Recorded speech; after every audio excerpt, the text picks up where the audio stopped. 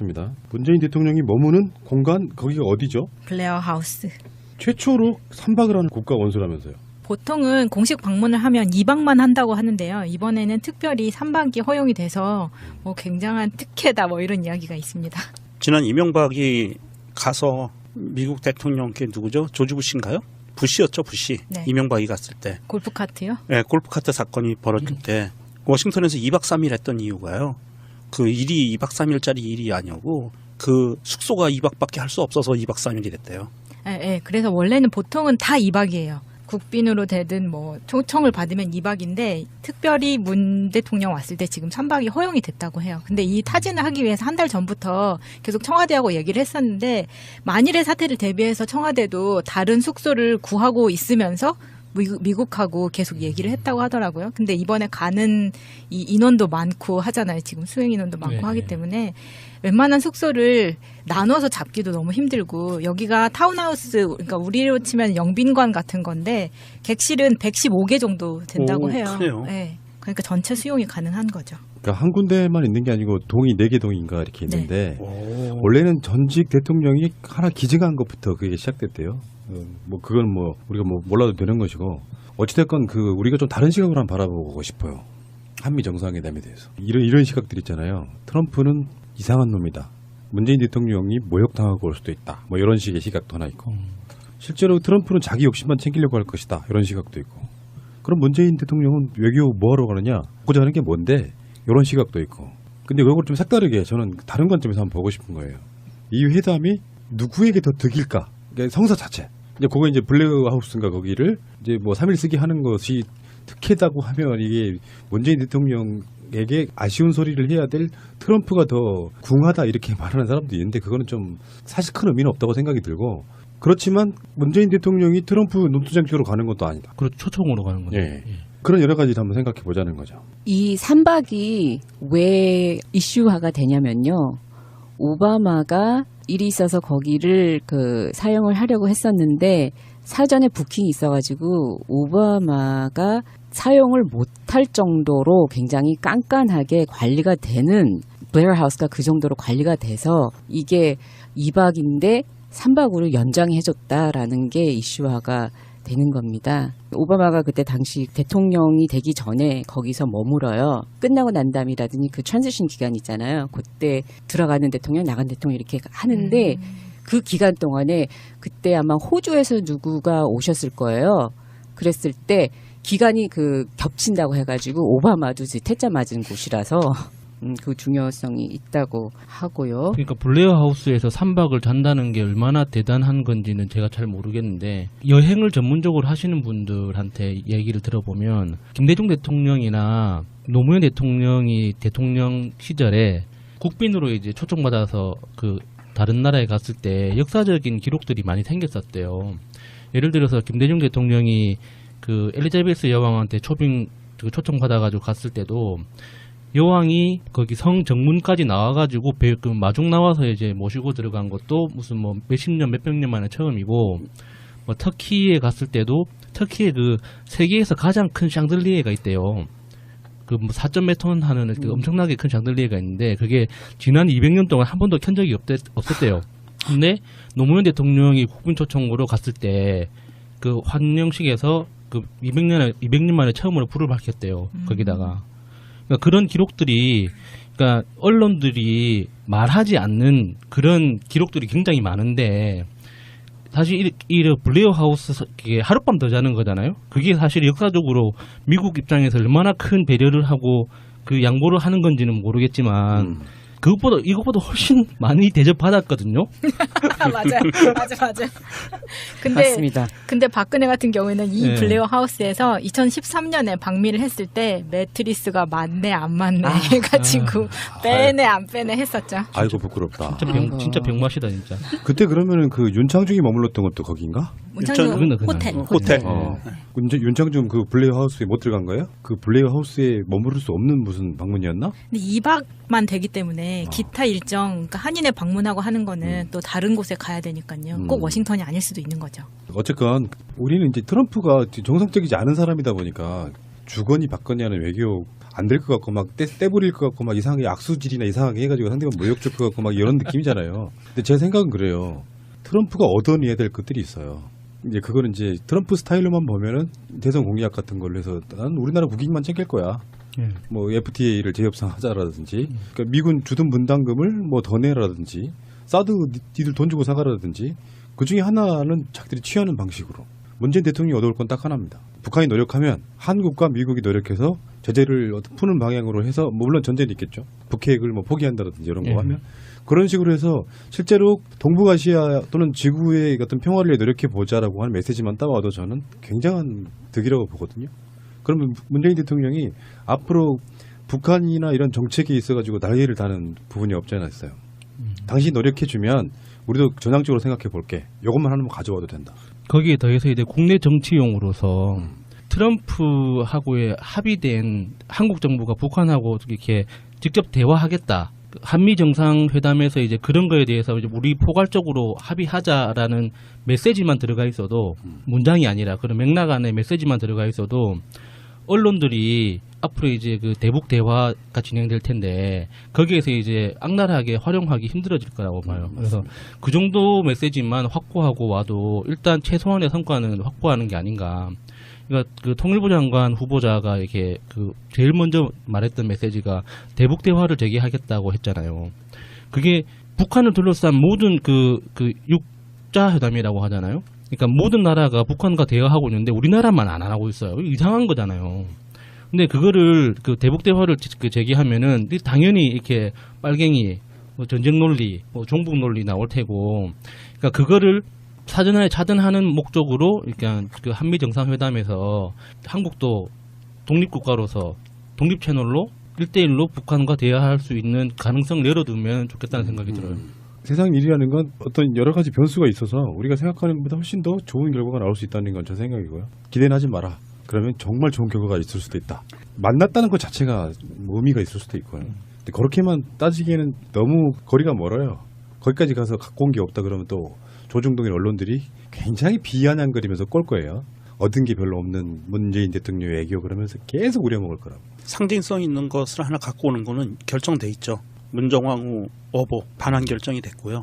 안민석 의원이 그래서 같이 갔습니다. 근데 그거는 이제 문재인 대통령의 업적이라고 볼 수가 없는 거니까. 근데 혹시 그 대통령 전용기에 대해서 좀 아십니까, 여러분? 타본 적이 없어가지고. 그 대통령 전용기 이름이 코드1이라고 부르는데 이게 원래 85년부터 운항했던 코드1이 보잉 737기였는데요. 노무현 대통령 때 와서 그걸 똑같이 쓰고 있었던 거예요. 85년에 썼는데 2002년 넘어서까지 쓰고 있었던 거잖아요. 그게 노후화가 됐을 거 아니에요. 그래서 대통령 전용기를 바꾸자. 그게 이제 그 당시에 여당에서 어떤 국회의원이 그 이야기를 발의를 해요. 근데 그리고 나서 실제로 바꾼 건 박근혜 때. 제 기억에 그 노무현 대통령 임기 말에 그 전용기 새 걸로 교체하자. 그렇죠. 예, 이야기를 해가지고 그 이야기가 나왔는데 한나라하게 또 죽었죠. 그 이야기가 나왔는데 그 당시 야당인 한나라당이었나요? 야당인 한나라당이었을 거예요. 걔네들이 결사 반대를 해서 못 탔고요. 이명박이 들어오면서 이명박이 그때부터 그래서 그거를 임대로 바꿔요. 비행기를 임대했어요. 대통령 전용기를. 그리고 사는 것보다 더 비싸게 줬어요. 돈을. 거기서도 해먹은 것 같아. 그래서 한동안 대한항공이 다녔었죠. 네, 그 임대 비행기 대한항공 그거 썼었고요. 그걸 박근혜 때 와가지고 또 한 번 슈킹을 더 친 것 같고요. 김대중 대통령 때는 아시아나하고 대한항공을 번갈아 썼대요. 네. 노무현 대통령 때 전용기 바꾸자 했던 혜택을 사실 박근혜 때 본 거고요. 그렇죠. 지금 현재는 2020년까지 전용기 계획이 돼 있다고 하고요. 대통령을 태우는 비행기이기 때문에 최소한 뭐 전투까지는 아니더라도 방어할 수 있는 무기들이 거기 장착이 돼 있답니다. 그 호위 전투기도 계속 그 비행을 같이 하잖아요. 그건 영공에 있을 때는 호위 전투기가 붙고요. 그러니까 우리나라 영공에 있을 때는 호위 전투기가 붙어요. 보통은 아마 F-16이 붙거나 F-14가 붙어서 갈 거고요. 장거리니까 F-14가 붙을 확률도 높아요. 그리고 비행기에 기본적으로 플레어, 미사일, 열추적 미사일을 방어하는 플레어, 그다음에 재밍 기술 이런 것들이 다 기본적으로 들어가 있어요. 그 에어포스 원이라는 영화 있었죠. 예. 해리슨 포드 나오고. 거기 문재인 대통령이 또 비슷한 역할을 할 수도 있어. 특전사 출신. 훨씬 대통령인데. 잘하죠. 훨씬 잘하죠. 폭발물도 다루는데 낙하산도 그러네. 타고. 그러네. 자, 여기서 퀴즈. 대통령 전용기의 최고 시속은 얼마일까요? 제일 가까운 분에게 10,000원 드립니다. 참고로 우리나라에 있는 KTX가 사실 300km 정도 간다고 그러죠. 그 비행기가 뭐였죠, 모델이? 고민을 해요. 그냥 지르면 되지. 600. 보잉 747-400. 아, 747-400이에요? 아, 747-400이면 747-400이면은 아마 한 850km 정도라고 시속. 아까 700, 네. 850, 다음 600. 600. KTX보다 2배 빠르다고? 네. 다음 저도 한 800 정도 생각을 했는데 조종사의 따님께서 틀렸나요? 자 보잉 747-400의 최고 시속은 980km. 980. 내가 제일 가깝다. 아, 1000km에 가까운 시속. 예, 마크 할래다가 아, 그건 예. 좀 지금은 아닌 것 같고. 좀 하네요. 많이 늘었네요, 속도가. 만약에 지금 마차님 속도로 가면은요 굉장히 오래 걸려 짜증날 거예요. KTX보다 빠르면 뭐 만족합니다. 근데 실제로 KTX가 300km 정도 가잖아요. 네. 제가 듣고 있기는 500km까지도 개발이 됐다, 막 이렇게 이야기하는 사람도 있고. 근데 그건 말이 안 되는 것 같은 게 최근에 이제 미국에서 작년인가요? 음속으로 가는 거를 발명을 했는데 결정적인 건 제동 장치를 못 만들었어. 그래가지고 모래에 부딪혀요. 그 실험하는 영상을 보면 음속이라고 하면은 지금 초속 340m 정도 가는 거죠. 예. 계산하면 빨리 해봐요. 맞습니다. 초속 340만. 아니 시속으로 되면 얼마나 되겠냐고 한 시간에. 매우 빠릅니다. 1224km입니다. 음속이 가깝네요. 그래도 그렇게 따지면 1224km. 딱 비치네. 1.24. 네. 그런데 이번에 미국 외교 의전 규정이 지금 얘기가 많이 되고 있는데요. 이번 문재인 대통령의 방문은 국빈 방문은 아닙니다. 지금까지 국빈 방문은 YS하고 DJ가 국빈 방문으로 간 적이 있었고요. 이번 문재인 대통령은 공식 실무 방문이에요. 그래서 오피셜 워킹 비짓이라 그래가지고 일하러 가신다고. 네. 그래서 국빈이 아니기 때문에 가는 비용은 저희가 내는 걸로 알고 있고요. 처음에는 국빈 방문인 것처럼 보도들이 나왔었어요. 네, 그때는 그랬었죠. 근데 초청 방문인 건 맞아요. 네, 가면은 네. 국빈 대우에 예우는 하기로 음. 되어 있고요. 다만 공식 실무 방문 외에 공식 방문이 있는데 공식 방문 밑에 실무 방문이 또 있어요. 그건 그냥 워킹 비짓이죠. 이게 바로 노무현 대통령과 이명박 그리고 503호가 갔던 게 실무 방문입니다. 자, 트윗 보겠습니다. 그 트윗에 제일 먼저 보이는 게 문재인 대통령의 하루라는 계정에서 코드원 오르는 그 장면에서 문재인 대통령이 김종숙 여사 손을 잡고 올라가거든요. 거기에 하트가 엄청나게 많이 쏟아졌네요. 앞으로 우리나라 남편분들 신경 많이 쓰셔야겠어요. 그런 거 안 하면 저처럼 이혼당합니다. 문바라기님의 트윗입니다. 미국의 입장입니다. 미국에 오는 문재인 대통령에게 예를 갖춰주자. 대한민국 언론, 문 대통령이 미국을 불편하게 한다. 대한민국 야당, 문 대통령은 왜 미국을 자극하려고 하는가? 이러고 있음 정말 한심하다. 워킹 어느문님의 트윗입니다. 미국 순방길에 오르는 문재인 대통령과 김정숙 여사. 사진 보고 있는데도 벌써 보고 싶네. 건강하게 잘 다녀오세요. 라고 올려주셨습니다. 문바라기님의 트윗입니다. 백악관의 공식 만찬을 여는 외국 정상부부는 문재인 대통령과 김정숙 여사가 최초라고. 문재인 대통령을 헐뜯고 흠집 내려는 언론과 야당이 배아파할 소식이다. 미국이 속내는 어떨지 모르지만 이 정도 예를 갖추는데 대한민국 야당과 언론만 심기가 불편하다. 이렇게 올려주셨는데 사실 백악관의 공식 만찬을 여는 외국 정상 부부가 최초라는 이야기는 트럼프 정부 때 최초라는 이야기예요. 이전에 인도 모디 총리가 트럼프 방문했을 때는 그냥 단독 초청 만찬이었고요. 이전에 MB가 갔을 때는 백악관이 아닌 곳에서 비공식 만찬을 했었던 거고요. 503호가 갔을 때는 만찬이 아니라 오찬만 했었다고 합니다. 그렇죠. 모디가 며칠 전까지만 해도 트럼프하고 이런 회담을 하고 그쪽에서는 무기와 경제적인 거로 굉장히 많은 성과를 인디아 쪽에서는 얻었다고 발표는 하고 있습니다. 담배값 인하 응신님의 트윗입니다. 어찌나 멋진 우리 문재인 대통령인지 건강히 다녀오시길. 미국에선 역대 최고 대우라 하던데 영국, 독일, 프랑스, 네팔, 사우디, 필리핀, 브라질 등등 우리 대통령 국빈으로 초대한대. 이게 국격이거든. 이렇게 올려주셨습니다. 검찰이 지금 국민의당의 이유미 씨를 구속영장 청구를 했습니다. 이 사태가 급박하게 돌아가고 있는 것 같고요. 그 이후의 얘기는 다른 방송에서 이야기 더 하도록 하고요. 문재인 대통령 건강하게 잘 다녀오시고 뭐 금방 오시는데 뭐 그 다음에 바로 다음 달 초에 독일에 갑니다. 독일에 G20, 예, G20. 박근혜 시절하고 엄청나게 비교됐던 그분 있죠 거기에. 메르켈. 예. 옷 안 갈아입는 걸로 유명하십니다. 안 갈아입는 게 아니고. 같은 옷 입는 걸로 유명하신 분. 박근혜 씨하고 완전 다르게 머리 막 젖은 채로 출근하시는 분. 바로 그분 만나실 것 같고요. 그분도 문재인 대통령을 애타게 기다리고 있을 것 같습니다. 잘생긴 국가원수. 여러분 미를 했을 때 매트리스가 맞네 안 맞네 해가지고 빼네 안 빼네 했었죠. 아이고 부끄럽다. 진짜 병맛이다 진짜. 그때 그러면은 그 윤창중이 머물렀던 것도 거긴가? 문창준 그건 그냥. 호텔. 호텔. 윤창중 그 블레이어 하우스에 못 들어간 거예요? 그 블레이어 하우스에 머무를 수 없는 무슨 방문이었나? 근데 2박만 되기 때문에 기타 일정, 그러니까 한인에 방문하고 하는 거는 또 다른 곳에 가야 되니까요. 꼭 워싱턴이 아닐 수도 있는 거죠. 어쨌건 우리는 이제 트럼프가 정상적이지 않은 사람이다 보니까 주거니 받거니 하는 외교 안 될 것 같고 막 떼부릴 것 같고 막 이상하게 악수질이나 이상하게 해가지고 상대방 모욕 줄 것 같고 막 이런 느낌이잖아요. 근데 제 생각은 그래요. 트럼프가 얻어내야 될 것들이 있어요. 이제 그거는 이제 트럼프 스타일로만 보면은 대선 공약 같은 걸로 해서 난 우리나라 국익만 챙길 거야. 뭐 FTA를 재협상하자라든지, 그러니까 미군 주둔 분담금을 뭐 더 내라든지, 사드 니들 돈 주고 사가라든지, 그 중에 하나는 자기들이 취하는 방식으로. 문재인 대통령이 얻어올 건 딱 하나입니다. 북한이 노력하면 한국과 미국이 노력해서 제재를 푸는 방향으로 해서 뭐 물론 전제는 있겠죠. 북핵을 뭐 포기한다든지 이런 거 하면 그런 식으로 해서 실제로 동북아시아 또는 지구의 어떤 평화를 위해 노력해 보자라고 하는 메시지만 따와도 저는 굉장한 득이라고 보거든요. 그러면 문재인 대통령이 앞으로 북한이나 이런 정책에 있어가지고 날개를 다는 부분이 없지 않아 있어요. 당신이 노력해주면 우리도 전향적으로 생각해 볼게. 이것만 하나만 가져와도 된다.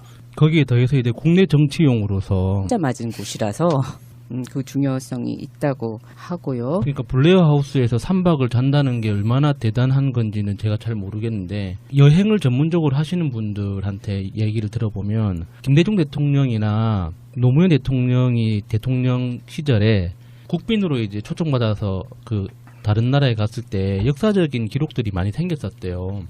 예를 들어서 김대중 대통령이 그 엘리자베스 여왕한테 초청받아가지고 갔을 때도 여왕이 거기 성 정문까지 나와가지고 그 마중 나와서 이제 모시고 들어간 것도 무슨 뭐 몇십 년, 몇백 년 만에 처음이고, 뭐 터키에 갔을 때도 터키에 그 세계에서 가장 큰 샹들리에가 있대요.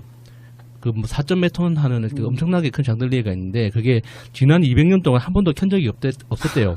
근데 노무현 대통령이 국빈 초청으로 갔을 때 그 환영식에서 그 200년 만에 처음으로 불을 밝혔대요. 거기다가. 그러니까 그런 기록들이, 그러니까 언론들이 말하지 않는 그런 기록들이 굉장히 많은데 사실 이 블레어 하우스 하룻밤 더 자는 거잖아요. 그게 사실 역사적으로 미국 입장에서 얼마나 큰 배려를 하고 그 양보를 하는 건지는 모르겠지만 이것보다 훨씬 많이 대접받았거든요. 맞아. 맞습니다. 근데 박근혜 같은 경우에는 이 네. 블레어 하우스에서 2013년에 맞습니다. 문재인 대통령이 머무는 공간 거기가 어디죠? 블레어 하우스. 최초로 3박을 하는 국가 원수라면서요. 보통은 공식 방문을 하면 2박만 한다고 하는데요. 이번에는 특별히 3박이 허용이 돼서 뭐 굉장한 특혜다 뭐 이런 이야기가 있습니다. 지난 이명박이 가서 미국 대통령께 누구죠? 조지 부시인가요? 부시였죠, 부시. 네. 이명박이 갔을 때. 골프카트요? 네, 골프카트 사건이 벌어질 때 워싱턴에서 2박 3일 했던 이유가요. 그 일이 2박 3일짜리 일이 아니고 그 숙소가 2박밖에 할 수 없어서 2박 3일이 됐대요.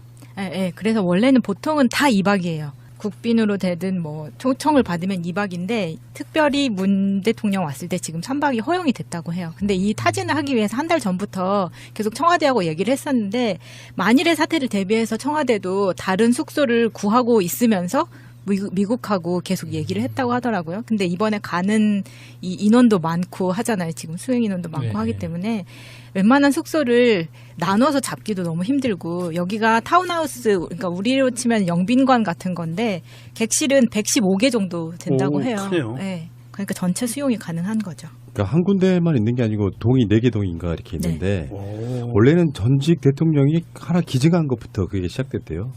뭐 그건 뭐 우리가 뭐 몰라도 되는 것이고 어찌됐건 그 우리가 좀 다른 시각으로 한번 바라보고 싶어요. 한미 정상회담에 대해서 이런 시각들 있잖아요. 트럼프는 이상한 놈이다. 문재인 대통령이 모욕당하고 올 수도 있다. 뭐 이런 식의 시각도 하나 있고 실제로 트럼프는 자기 욕심만 챙기려고 할 것이다. 이런 시각도 있고. 그럼 문재인 대통령은 외교 뭐하러 가느냐? 고자 하는 게 뭔데? 이런 시각도 있고. 근데 이걸 좀 색다르게 저는 다른 관점에서 한번 보고 싶은 거예요. 이 회담이 누구에게 더 득일까? 그러니까 성사 자체. 이제 그거 이제 블랙하우스인가 거기를 이제 뭐 3일 쓰기 하는 것이 특혜다고 하면 이게 문재인 대통령에게 아쉬운 소리를 해야 될 트럼프가 더 궁하다 이렇게 말하는 사람도 있는데 그거는 좀 사실 큰 의미는 없다고 생각이 들고 그렇지만 문재인 대통령이 트럼프 논두장 쪽으로 가는 것도 아니다. 그렇죠. 초청으로 가는 거죠. 예. 그런 여러 가지 한번 생각해 보자는 거죠. 이 3박이 왜 이슈화가 되냐면요. 오바마가 일이 있어서 거기를 사용을 하려고 했었는데 사전에 부킹이 있어가지고 오바마가 사용을 못할 정도로 굉장히 깐깐하게 관리가 되는 블레어 하우스가 그 정도로 관리가 돼서 이게 2박인데 3박으로 연장해줬다라는 게 이슈화가 되는 겁니다. 오바마가 그때 당시 대통령이 되기 전에 거기서 머물어요. 끝나고 난 다음이라든지 그 트랜지션 기간 있잖아요. 그때 들어가는 대통령, 나간 대통령 이렇게 하는데 그 기간 동안에 그때 아마 호주에서 누구가 오셨을 거예요. 그랬을 때 기간이 겹친다고 해가지고 오바마도 트럼프하고의 합의된 한국 정부가 북한하고 이렇게 직접 대화하겠다. 한미 정상회담에서 이제 그런 거에 대해서 이제 우리 포괄적으로 합의하자라는 메시지만 들어가 있어도 문장이 아니라 그런 맥락 안에 메시지만 들어가 있어도 언론들이 앞으로 이제 대북 대화가 진행될 텐데 거기에서 이제 악랄하게 활용하기 힘들어질 거라고 봐요. 그래서 그 정도 메시지만 확보하고 와도 일단 최소한의 성과는 확보하는 게 아닌가. 그러니까 통일부 장관 후보자가 이렇게 제일 먼저 말했던 메시지가 대북 대화를 재개하겠다고 했잖아요. 그게 북한을 둘러싼 모든 육자 회담이라고 하잖아요. 그러니까 모든 나라가 북한과 대화하고 있는데 우리나라만 안 하고 있어요. 이상한 거잖아요. 근데 그거를 대북 대화를 재개하면은 당연히 이렇게 빨갱이, 전쟁 논리, 종북 논리 나올 테고, 그러니까 그거를 사전에 차단하는 목적으로 그러니까 한미 정상회담에서 한국도 독립국가로서 독립 채널로 1대1로 북한과 대화할 수 있는 가능성을 열어두면 좋겠다는 생각이 들어요. 세상 일이라는 건 어떤 여러 가지 변수가 있어서 우리가 생각하는 것보다 훨씬 더 좋은 결과가 나올 수 있다는 건 제 생각이고요. 기대는 하지 마라. 그러면 정말 좋은 결과가 있을 수도 있다. 만났다는 것 자체가 의미가 있을 수도 있고요. 근데 그렇게만 따지기에는 너무 거리가 멀어요. 거기까지 가서 갖고 온 게 없다 그러면 또 조중동의 언론들이 굉장히 비아냥